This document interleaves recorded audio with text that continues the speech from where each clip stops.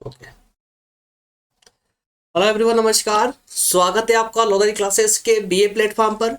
दोस्तों, BA second year में राजनीति विज्ञान के प्रश्न पत्र एक में पॉलिटिकल थिंकर्स पर हमारी चर्चा चल रही थी, जिसमें हम बात कर रहे थे मैकियावेली पर। और मैकियावेली का दोस्तों आज हम कोशिश करेंगे कि आज के सेशन में इसको कंप्लीट कर ले।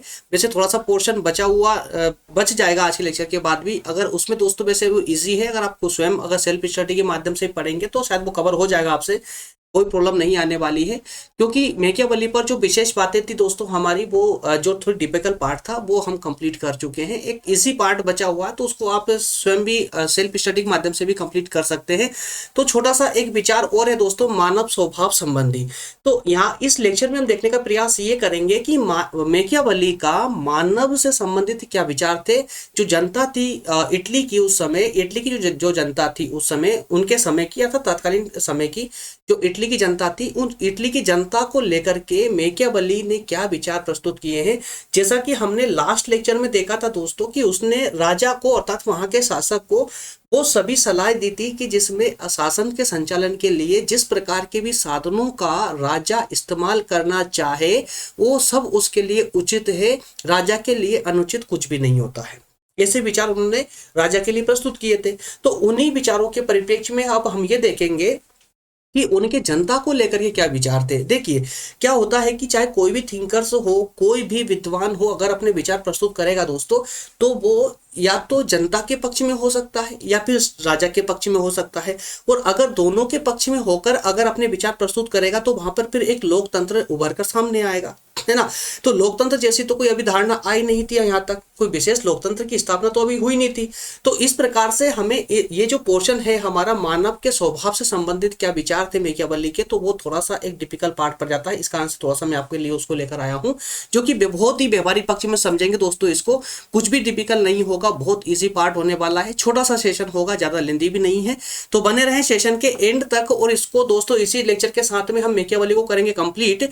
वैसे पीपीटी भी रेडी है, इसके नेक्स्ट पार्ट की पीपीटी भी रेडी है, सब कुछ रेडी है दोस्तों। अगर आपकी कमेंट आएगी इसका एक पार्ट और कंटिन्यू करने की, तो वो भी हम लेकर आ जाएंगे। उस पर बिल्कुल निश्चिंत रहें, बिल्कुल टेंशन ना लें, ठीक है। चलिए तो शुरू करें दोस्तों अपना आज का सेशन। और जो पहली बार हमारे सेशन पर आए हैं, पहली बार सेशन को देख रहे हैं, उनको बता दूं मैं कि हमारे इस सेशन में दोस्तों आपके लिए विशेष तौर पर, देखिए बीए के तो सभी सब्जेक्ट हम कवर कर ही रहे हैं। बीए फर्स्ट ईयर, सेकंड और थर्ड ईयर के कंप्लीट सब्जेक्ट, सभी सब्जेक्ट इसी ओपन प्लेटफॉर्म पर अर्थात यूट्यूब पर ही पूरी तरह से निशुल्क आपको प्रोवाइड किए जा रहे हैं। इन सब के अलावा आपको हम नोट्स भी प्रोवाइड करते हैं। नोट्स के लिए दोस्तों ये टेलीग्राम चैनल है, इसको लोधाजी क्लासेस नाम से टेलीग्राम पर चैनल है, उसको ज्वाइन करेंगे, सभी नोट्स यहाँ मिल जाएंगे। इसके अलावा जो लेक्चर अभी आप देख रहे हैं, इसी लेक्चर का अगर आपको पीडीएफ चाहिए तो ये आपको डिस्क्रिप्शन में भी मिल जाएगा। और सारे पीडीएफ चाहिए, एक साथ चाहिए, सभी पीडीएफ चाहिए दोस्तों, तो फिर आपको टेलीग्राम चैनल ही ज्वाइन करना पड़ेगा, ठीक है। इसके अलावा दोस्तों व्हाट्सअप नंबर आपको डिस्प्ले हो रहे हैं, दिख रहे हैं। व्हाट्सअप नंबर लेकर के आपके सभी डाउट हमारे साथ डिस्कस कर सकते हैं। प्लेलिस्ट आपके लिए बना दी गई है, सभी सब्जेक्ट की अलग अलग प्लेलिस्ट है। प्लेलिस्ट में जाकर उसको विजिट करें, देखें, आपके सिलेबस के अनुसार आप वहां से अध्ययन कर सकते हैं। सभी सब्जेक्ट दोस्तों पूरी तरह निःशुल्क है, कोई चार्जेस यहाँ पर नहीं है। चलिए शुरू करेंगे दोस्तों, सेशन अपना आज का शुरू करेंगे। और सेशन के एंड में हम उन सभी कमेंटों में जो आपने क्वेश्चन किए हैं उनका जवाब देने का प्रयास करूंगा जितना अधिकतम हो सकेगा। हर लेक्चर में कुछ चार पांच कमेंटों पर हम डिस्कस करते चलेंगे, जैसा कि लास्ट लेक्चर में भी हमने की थी। अब प्रत्येक लेक्चर में दोस्तों एंड में आपके 5 मिनट में सिर्फ कमेंट के लिए ही लूंगा, ठीक है ना। चलिए तो दोस्तों जैसा आप देख रहे थे कि हमारे इस थर्ड यूनिट के अंदर मैकियावेली आज हमारा कंप्लीट हो जाएगा। कल से जो हमारी क्लासेस चलेगी दोस्तों वो थॉमस हिल ग्रीन पर चलेगी। थॉमस हिल ग्रीन के बारे में हम विस्तार से समझने का यहाँ प्रयास करेंगे। उसके बाद में जेरेमी बेंथम और जॉन एस मिल, और इसी जॉन एस मिल के जस्ट बाद में ही दोस्तों हम यूनिट 4 पर पहुंच जाएंगे, ठीक है। चलिए शुरुआत करते हैं अपने लेक्चर की आज की। और आज के लेक्चर का सारांश होगा व्याख्या और आलोचना। तो इसके अंदर हम सिर्फ ये देखने का प्रयास करेंगे कि सबसे पहले हम व्याख्या देखेंगे। व्याख्या के अंतर्गत दोस्तों हम देखेंगे कि जो मैकियावेली है उसका मनुष्य को, जनता को लेकर के क्या विचार थे, उनके जनता को लेकर के क्या विचार थे, उन विचारों पर हम डिस्कस करेंगे, ठीक है ना। एक मिनट।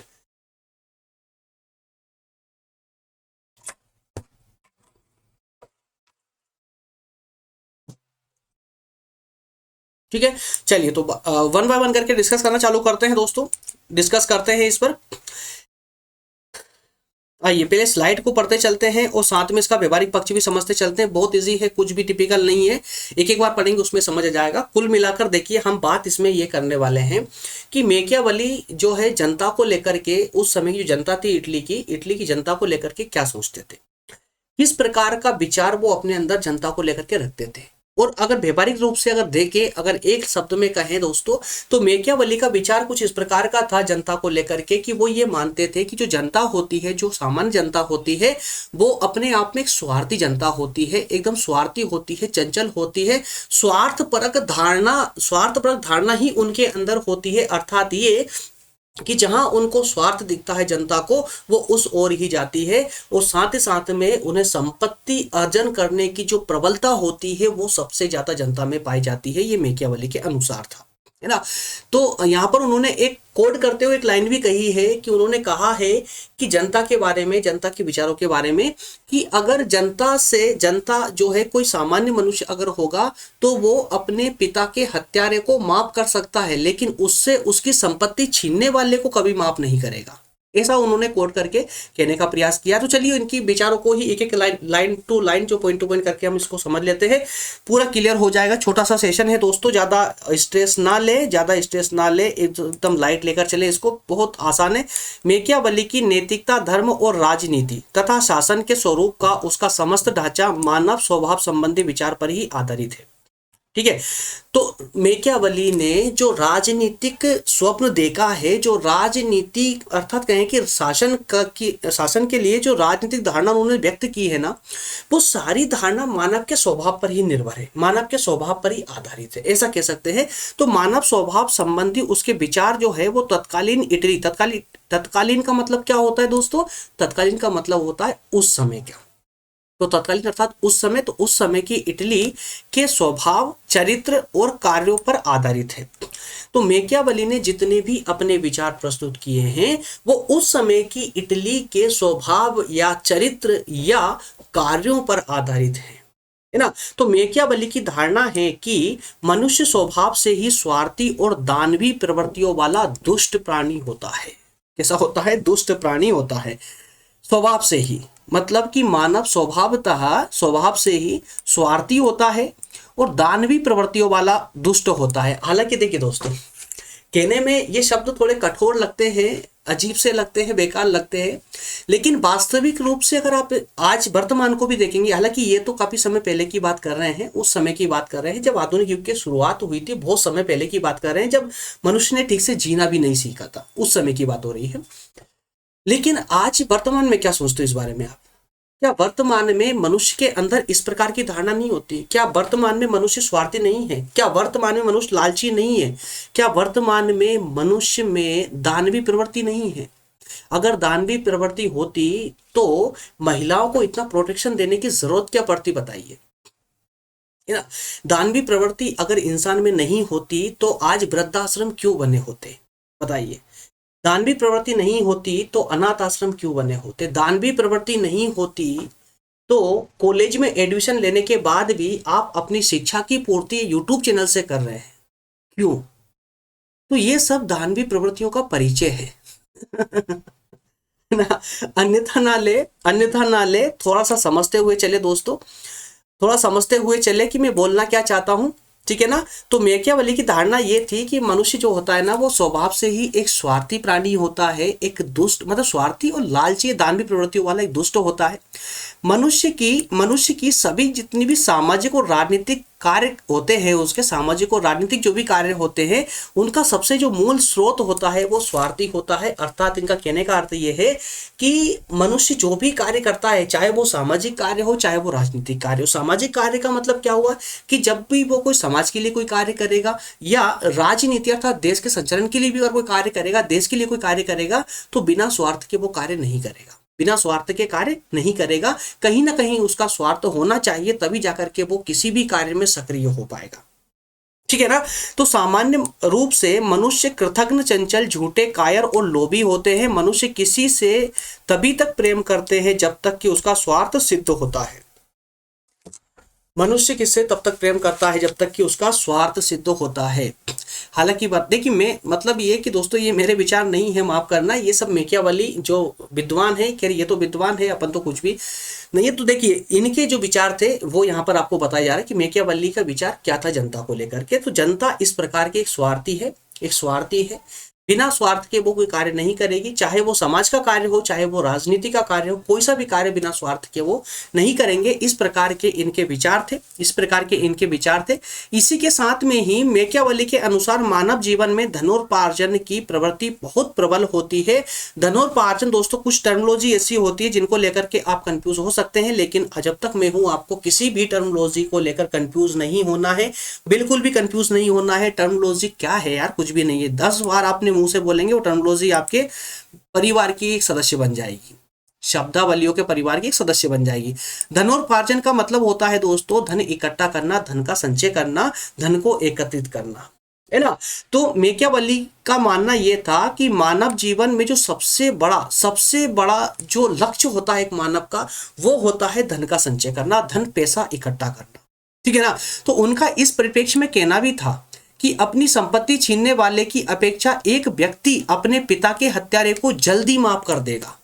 जैसा हमने शुरुआत में समझा था कि अगर व्यक्ति जो है उसके पिता के हत्यारे को पहले माफ कर देगा, जबकि वो जिसने उसकी संपत्ति छीनी है उसको वो कभी माफ नहीं करेगा। ऐसी प्रवृत्ति बताई जाती है मैकियावेली के द्वारा मनुष्य की, है ना। तो मनुष्य में इच्छा तत्व की प्रधानता होती है, इच्छा तत्व की प्रधानता होती है, और ये इच्छाएं अनंत होती है, और मनुष्य अपने सभी कार्य इन इच्छाओं की पूर्ति के लिए ही करता है। वो स्वार्थ के अतिरिक्त मानव स्वभाव का एक तत्व भय भी है। अब देखिए दोस्तों यहाँ पर एक छोटा सा परिवर्तन यहाँ पर आ चुका है, और परिवर्तन ये आया है, तो मैकियावेली ने ये कहा है कि मनुष्य के अंदर, मनुष्य स्वार्थी तो है ही, लालची तो है, ये सब कुछ है, इसके अलावा ये सब क्यों है मनुष्य के अंदर, ये सब कहाँ से आते हैं, तो ये आते हैं मनुष्य की इच्छा से। क्योंकि मनुष्य के अंदर एक ऐसी इच्छा होती है जिसकी कभी पूर्ति नहीं होती, और वो इच्छा की पूर्ति ना होना अर्थात इच्छाओं का अनंत होना ही इस प्रकार के तत्वों को जन्म देता है। इस प्रकार के अर्थात जैसे स्वार्थ, लालच, पूंजी का संचय करने की इच्छा, ये सबको जन्म देती है कौन, असीमित इच्छाएं, है ना। और हालांकि उन्होंने कहा है कि इन इच्छाओं से बढ़कर एक तत्व इंसान के अंदर और पाया जाता है, और वो है भय, वो है भय। और हालांकि प्राचीन समय से ही इसी तत्व का लाभ उठाते हुए मनुष्य के स्वार्थ और लालच पर कंट्रोल किया कुछ विद्वानों ने, और वो विद्वान वो थे दोस्तों जिन्होंने धर्म की शुरुआत की है, जी हाँ दोस्तों, धर्म की एक शुरुआत हुई है, हर एक धर्म की एक शुरुआत हुई है, एक विशेष समय में शुरुआत हुई है। वो धर्म की शुरुआत के पीछे का सबसे प्रमुख अगर कोई उद्देश्य था तो वो उद्देश्य यही है, प्रत्येक धर्म की स्थापना का सबसे प्रथम उद्देश्य अगर कोई है तो वो यही है। ये मेरा मानना है कि किसी भी धर्म की स्थापना के पीछे अगर कोई उद्देश्य है तो सबसे प्रथम उद्देश्य है कि मनुष्य में भय पैदा करके, एक डर पैदा करके उसको संयमित रखा जाए, जिससे कि वो समाज के अंदर एक मनुष्य बनकर जी सके, दानवी प्रवृत्तियों को छोड़ करके, एक भय के कारण दानवी प्रवृत्तियों को छोड़ करके मनुष्य जीवन जी सके, है ना, अन्य लोगों के लिए भी जो हित में हो। तो अब ये वास्तविक भी है दोस्तों, किस प्रकार से कि अगर मान लेते हैं कि आज के समय में अगर हम 2 चीजों को हटा दें तो बताइए मुझे क्या किसी भी इंसान का जीना संभव हो पाएगा? 2 चीजें कौन कौन सी?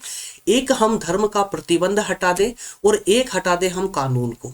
तो मुझे बताइए मेरे प्यारे दोस्तों, क्या इस दुनिया में, इस पूरे विश्व में क्या मानव समाज जीवित रह पाएगी, जिंदा रह पाएगी? क्या मानवों में दानव वाले गुण नहीं आ जाएंगे? ऑलरेडी है, दानव वाले गुण ऑलरेडी है। मैकियावेली ने जो कहा है वो असत्य नहीं है। मानव के अंदर दानव के गुण होते हैं, दानवी प्रवृत्ति होती है मनुष्य के अंदर, लेकिन वो धर्म के तत्व ने और कानून के तत्व ने, दोनों ने उसको दबाकर जकड़ के रखा हुआ है। जिस दिन ये दोनों चीज बाहर निकल गई मनुष्य के अंदर से, अर्थात कानून का प्रभाव खत्म हो गया और धर्म का प्रभाव खत्म हो गया, तो मनुष्य के मानव के दानव बनने में एक क्षण भी नहीं लगेगा, तुरंत वो दानव बन जाएगा, है ना।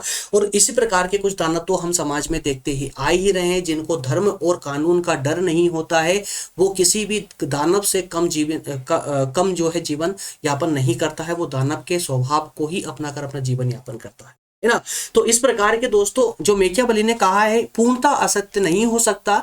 काफी देखिए इतने विचार उन्होंने प्रस्तुत किए हैं, ये सारे विचार पहली बार उनके द्वारा प्रस्तुत किए जा रहे हैं, तो ये काफी एक इनकी लंबी सोच वाले हैं ये। और उस समय तत्कालीन समय की स्थितियों का वर्णन किया उन्होंने, उस समय जो इटली की जो परिस्थिति थी, उस समय जो जनता जो सोचती थी उस बारे में उसका वर्णन किया है ना। तो मैकियावेली का विचार था कि मानव जीवन को भय से अधिक प्रेम, माफ करना, भय प्रेम से अधिक प्रभावित करता है, अर्थात ये कि मनुष्य को भय बहुत अधिक प्रभावित करता है ना। और ये सभी जो भी ऊपर असुरी प्रवृत्तियां बताई गई हैं उन सब पर कंट्रोल रखने का सबसे अच्छा जो अस्त्र या कहें कि संसाधन है वो भय ही बताया है, डर बताया है।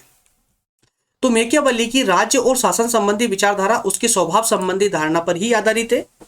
मानव स्वभाव से भ्रष्ट और धोखेबाज होता है, इसलिए उसका साथ निभाने के लिए सरकार भी उतनी ही निरंकुश और शक्तिशाली होनी चाहिए, उतनी ही निरंकुश और शक्तिशाली होनी चाहिए, राजा भी उतना ही शक्तिशाली होना चाहिए। ठीक है ना। तो दोस्तों इस प्रकार के मानव को लेकर के उसमें विचार थे मैकियावेली के। अब उन विचारों की जो ये विचार प्रस्तुत किए हैं मैकियावेली ने, इन विचारों की अब कुछ आलोचनाएं भी की गई है। भाई आलोचक भी आएंगे, अब जब अगर किसी ने इतनी बड़ी बड़ी बातें कह दी है तो उनकी आलोचना करने वाले भी तो आएंगे। अब चूंकि आलोचकों का तो जन्म सिद्ध अधिकार है, भाई वो आलोचना करने से पीछे क्यों रहेंगे बताइए। क्योंकि हो सकता है कि कुछ और विचार जो है वो अन्य विचारधारा रखते हो इन सभी मुद्दों को लेकर के। ठीक है ना। चलिए तो इनकी आलोचना को भी देख लेते हैं कि किस प्रकार से आलोचकों ने इनके कौन से पॉइंटों को उठाया है, इनकी कौन से तथ्यों को उठा करके इसकी आलोचना की है। तो चलिए एक एक करके इनको शुरुआत करते। मैकियावेली का मानव स्वभाव संबंधी जो चित्रण किया गया है वो तत्कालीन इटली निवासियों तक ही सीमित है। तो इनका कहना ये है कि मैकियावेली ने जो अपना विचार प्रस्तुत किया है वो जनता, कौन सी जनता को कोट किया इन्होंने, कौन सी जनता को लिया है, इटली की, और वो भी उस समय की, अर्थात उनके समय की जो जनता थी, सिर्फ उनके विचारों को इन्होंने प्रस्तुत किया है, इससे ज्यादा नहीं कि इन्होंने पूरी मानव समाज के विचारों को नहीं रखा है, सिर्फ इटली की और वो भी उसी समय की जनता के विचारों को इन्होंने बताया है। अतः उसका अध्ययन बहुत संकीर्ण है, अर्थात मैकियावेली का अध्ययन छोटा है, पूरी समाज मानव समाज को ना लेते हुए उन्होंने सिर्फ इटली की जनता को लिया है और वो भी उनके समय की जनता को। ठीक है, पहली आलोचना तो ये कर दी गई है इनके द्वारा। अगर इससे आगे बात करें तो मैकियावेली का मानव स्वभाव चित्रण एकांकी है। एकांकी है, मानव इतना बुरा, स्वार्थी और निम्न कोटि का नहीं है जितना मैकियावेली ने बताया है। तो एकांकी का मतलब होता है दोस्तों कि इनका एक पक्षीय अध्ययन है, एक पक्षीय अध्ययन, एक पक्ष, अर्थात कि अगर इन्होंने कहा है कि भाई जनता बुरी है तो बस बुरी है। अब ये तो नहीं होता है, याद है कि हर एक सिक्के के दो पहलू होते हैं, आप भी जानते हैं। जिसके अंदर गुण होगा, जिसके अंदर गुण होगा क्या उसमें अवगुण नहीं होगा? और ये बताइए क्या जिसमें सिर्फ अवगुण होंगे क्या उसमें गुण नहीं होंगे? अगर इंसान के अंदर, मान ले चलिए हम इंसान को छोड़ देते हैं, हम किसी दानव को ही ले लेते हैं, अगर दानव के अंदर आसुरी प्रवृत्ति है, आसुरी प्रवृत्ति है, दानव प्रवृत्ति है, इस दानव के अंदर, एक राक्षस के अंदर दानव प्रवृत्ति है, तो क्या उसमें कोई गुण नहीं होगा? क्या उसमें कोई अच्छी क्वालिटी नहीं होगी? क्या उसमें कोई भी अन्य अच्छा कार्य करने की प्रवृत्ति नहीं होगी? संभव है ऐसा?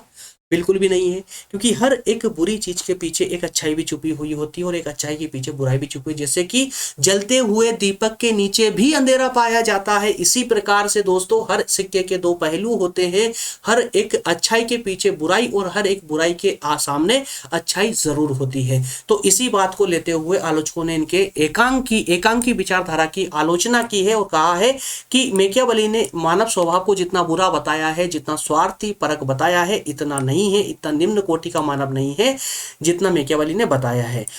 उसमें अवगुणों का साथ ही साथ में सद्गुण भी होते हैं, परंतु मैकियावेली मनुष्य में दानवी स्वरूप को ही देख पाता है, देवत्व स्वरूप को, मतलब अच्छाई को या गुणों को नहीं देख पाता।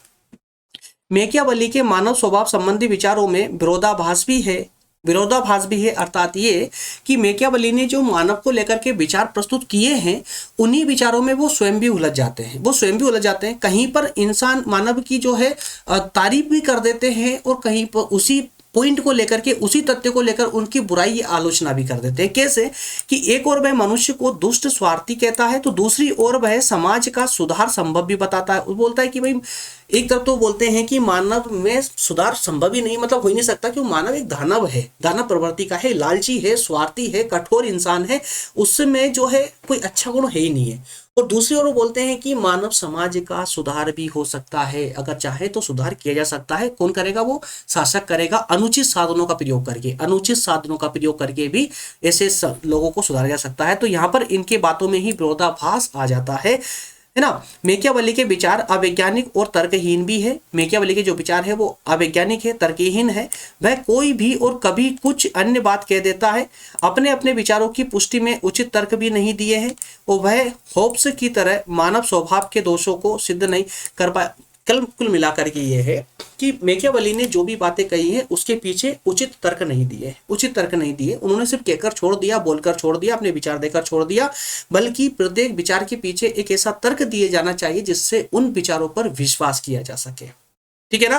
तो मेकियावेली की यह धारणा भी गलत है कि राज्य का जन्म मानव स्वभाव के दोषों के कारण हुआ है। यदि मेकियावेली के बताए दोष वस्तुतः मानव में होते तो राज्य बनता ही नहीं, क्योंकि राज्य तो मानव की सहयोगी भावनाओं का परिणाम है।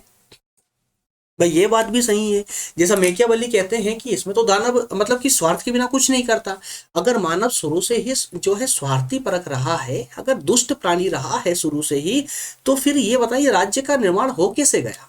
जबकि मेकियावेली स्वयं बोलते हैं कि राज्य का जो निर्माण हुआ है वो मनुष्य के आचरण से ही हुआ है, मनुष्यों के लिए हुआ है, मनुष्य के द्वारा हुआ है ना, मनुष्य के द्वारा हुआ है। तो अगर शुरू से ही मनुष्य जो है स्वार्थी प्रवृत्ति का था, तो फिर इसका निर्माण हो कैसे गया समाज का, माफ करना, राज्य का हो कैसे गया, है ना। तो इस प्रकार से दोस्तों कुछ आलोचना इस प्रकार से इनके द्वारा की जाती है।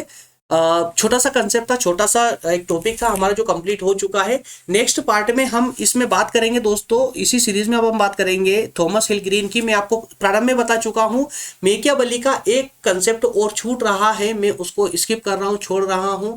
इजी है, नैतिकता और धर्म संबंधी विचारों पर, जैसे हमने अभी मानव स्वभाव संबंधी विचार पढ़े हैं, इसी प्रकार से नैतिकता संबंधी विचार और धर्म संबंधी विचार और साथ में उनकी आलोचना, ये कंसेप्ट और छूटा हुआ है दोस्तों। आप स्वयं कर लेंगे, मुझे पूरी उम्मीद है। इतना 3 लेक्चर में इतना समझने के बाद में आप आसानी से उसको कर पाएंगे, आपको कोई प्रॉब्लम नहीं आने वाली है।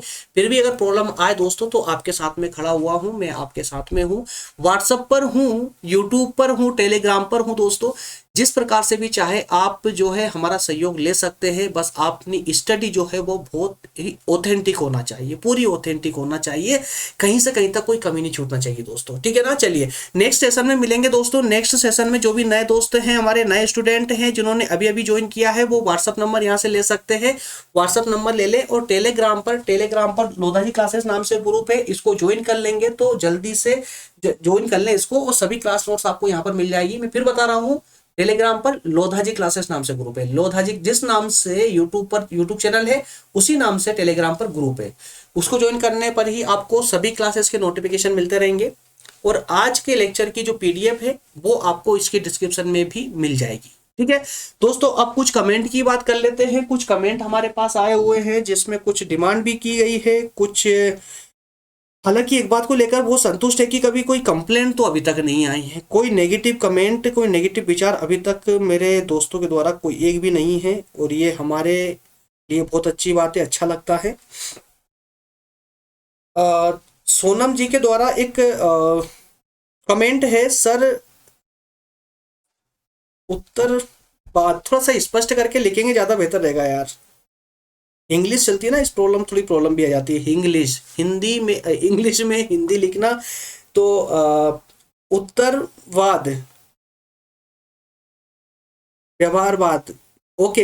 हाँ जी, ये जो उत्तरवाद और व्यवहारवाद, इस पर जो टॉपिक है आपका सोनम जी, बहुत जल्दी स्टार्ट होगा। इसका पीडीएफ बन रहा है, चल रहा है पीडीएफ पर काम, है ना, पीपीटी बन जाए इसकी। तो वैसे ही हमें इसमें पॉलिटी में, फर्स्ट ईयर की जो पॉलिटी है इसमें प्रश्न पत्र 1 और 2 दोनों में ही कुछ टॉपिक छूटे हुए हैं, उनको जल्दी कवर करेंगे। थोड़ा सा अभी सेकेंड ईयर और थर्ड ईयर के लेक्चर में थोड़ा सा बिजी हो गए थे, इस कारण से उसकी पीपीटी नहीं बन पाई थी, इसलिए हमने थोड़ा सा ब्रेक कर दिया था। बाकी निश्चित रहे आप लोग, आपके एग्जाम से पहले उनको कवर कर लेंगे, है ना।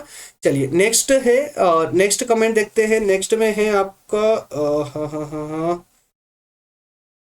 कमेंट तो बहुत सारी, कौन सी ओपन करें कुछ समझ, चलिए एक ये देख लेते हैं।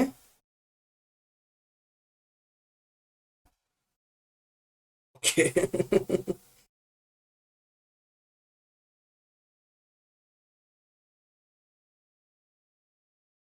हम्म, बजट्स, यार थोड़ा सा नाम थोड़ा गूगल पे अच्छा सा अपना नाम सेट करके रखें, कुछ भी तो नाम रख लेते हैं, थोड़ा सा कंफ्यूजन भी होती है। ओके, गजेट जी। सर छत्तीसगढ़ दुर्ग यूनिवर्सिटी के लिए है क्या, और आप छत्तीसगढ़ से हो क्या?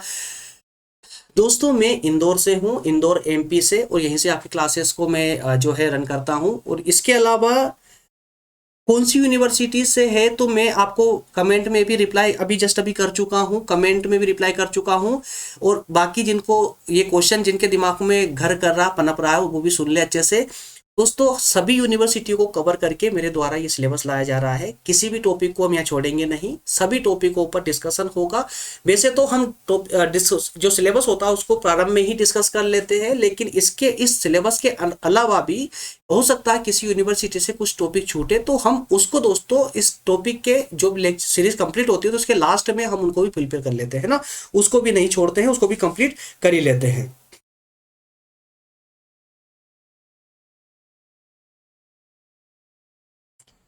सोनापाल जी का कमेंट है कि सर सारे चैप्टर नहीं मिल रहे हैं, हमें थर्ड ईयर के पेपर 1 और 2 के चैप्टर चाहिए।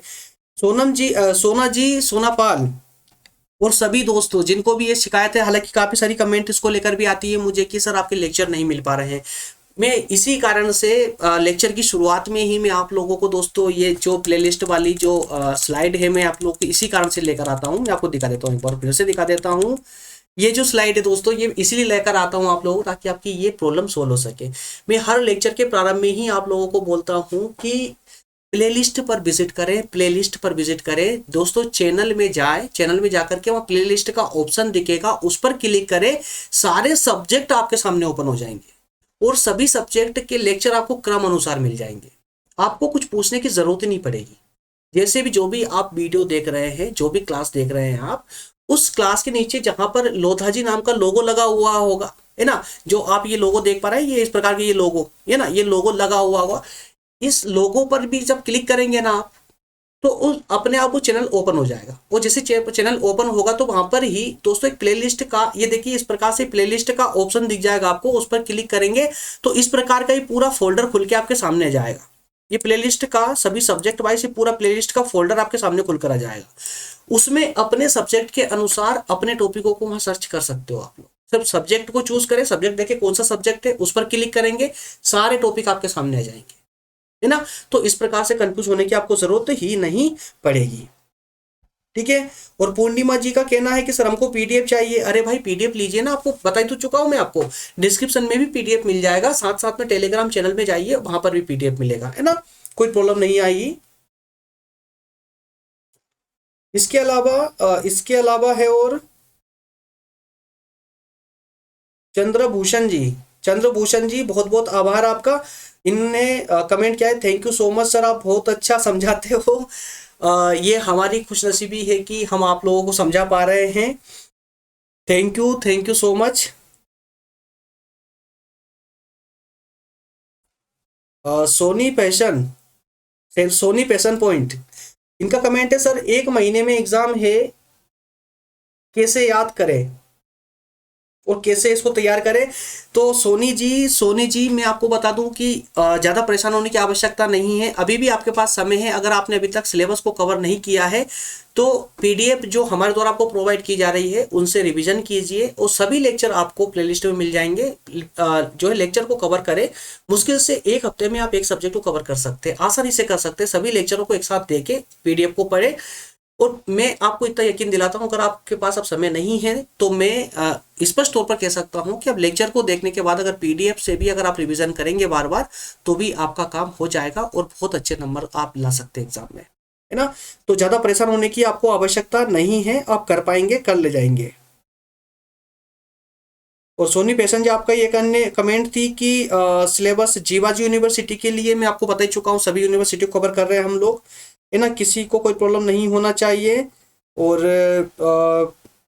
राजमणि का कहना है कि सीनेट का अध्ययन तो हो चुका है, प्रतिनिधि सभा सेकेंड ईयर में ही है, पॉलिटी प्रश्न पत्र 2 से प्रमुख संविधानों से, प्रमुख देशों के संविधान से उन्होंने कहा है कि अमेरिका के संविधान के अंतर्गत कहा है उन्होंने कि सीनेट का वर्णन तो हो गया लेकिन प्रतिनिधि सभा के बारे में कोई वर्णन नहीं हुआ है। प्लीज इस पर एक लेक्चर लीजिए।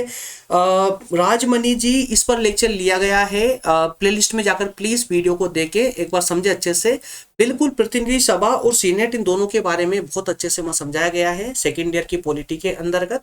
ठीक से देखिए, सभी लेक्चरों को देखिए, आपको बिल्कुल समझ आएगा, कोई वहां पर कुछ भी ऐसा स्किप नहीं है, क्योंकि आपको पता ही है कि हमारे प्रत्येक लेक्चर डिटेल एनालिसिस पे आधारित है, डिटेल एनालिसिस पे, है ना। तो चलिए दोस्तों, इसी प्रकार से कुछ जो नई नई कमेंट आएगी उस पर हम प्रत्येक लेक्चर में डिस्कस करते रहेंगे, प्रत्येक लेक्चर में डिस्कस करते रहेंगे।